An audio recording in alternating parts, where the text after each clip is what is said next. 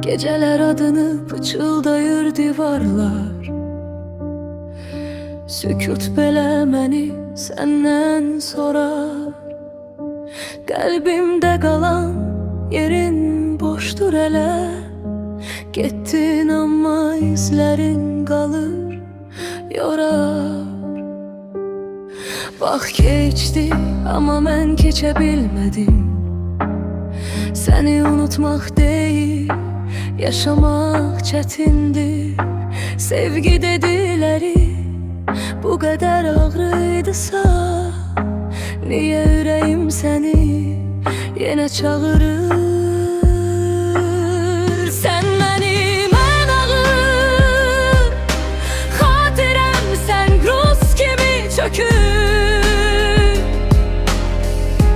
Gecələr boğur məni, şəkillər saralır, amma hisslər yox.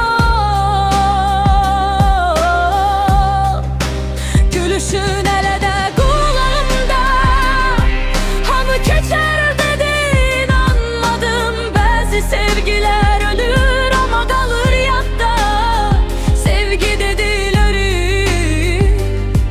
bu qədər ağrıydısa, niyə ürəyim səni yenə çağırır? Sən mənim ən ağır xatirəmsən.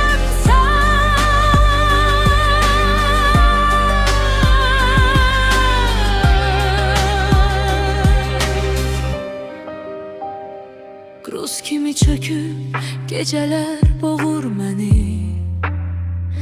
Bəlkə bir gün bu ağrı susar, amma bu gecə yox. Bu gecə yenə sənsən.